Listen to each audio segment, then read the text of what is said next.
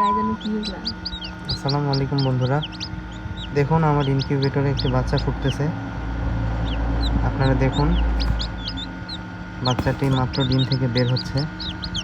আমার ইনকিউবেটর থেকে বাচ্চাটি মাত্রই ফুটে বের হচ্ছে। দেখুন বন্ধুরা, এইদিকে আরেকটি বাচ্চা ফুটে বের হয়ে গেছে অলরেডি। এবার এই বাচ্চাটি বের হচ্ছে, ফুটে বের হচ্ছে। দেখতে থাকুন আপনারা, দেখুন কিভাবে বাচ্চাটি ডিম থেকে বের হচ্ছে। দেখুন বন্ধুরা, কিভাবে বাচ্চাটি ডিম থেকে বের হচ্ছে একটু দেখুন, তাহলে বুঝতে পারবেন আল্লাহর কি অসীম কুদরত।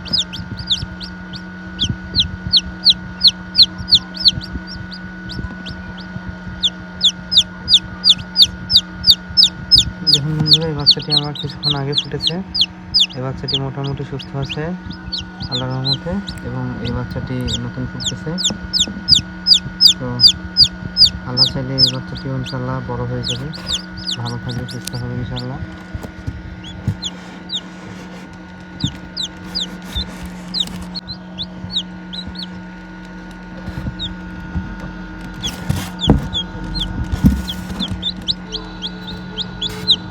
আমি বাচ্চাটার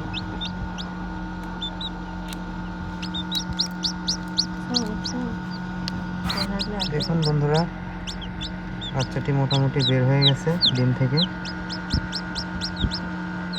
আজকে আমি 20 দিন হয়েছে বাচ্চা বসিয়েছি, 20 দিন। আল্লাহর রহমতে আমার 20 দিনে বাচ্চা ফুটেছে। সচরাচর 21 দিন লাগে বাচ্চা ফুটতে ডিমের, ইনকিউবেটর থেকে অথবা যেখানেই হোক 21 দিন সময় লাগে দেশি মুরগির বাচ্চা ফুটতে। তো আমার এখানে আল্লাহর রহমতে 20 দিনে বাচ্চা ফুটেছে, বাচ্চা ফুটে বের হয়েছে। এখানে আরেকটু দেখুন, এখানে আরেকটি বাচ্চা হয়েছে এবং এখানে আরেকটি বাচ্চা নতুন ফুটছে কেবল। তো বন্ধুরা, দেখলেন আমার বাচ্চাটি ফুটে, বাচ্চা ডিম থেকে কিভাবে বাচ্চাটি ফুটে বের হইল, আপনারা দেখলেন ভিডিওতে।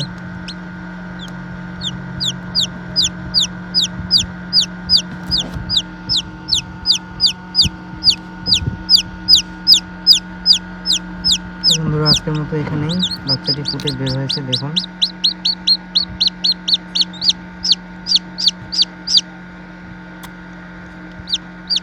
ভালো থাকবেন বন্ধুরা, আল্লাহ হাফেজ। আর আমার নতুন খামারটির জন্য আপনারা দোয়া করবেন। নতুন শুরু করেছি খামার, ছোট থেকে শুরু করেছি। আমার ছোট খামারটি আপনাদের সবার দোয়া প্রার্থী। আর ছোট খামারটির জন্য আপনারা সবাই দোয়া করবেন। ভালো থাকবেন বন্ধুরা।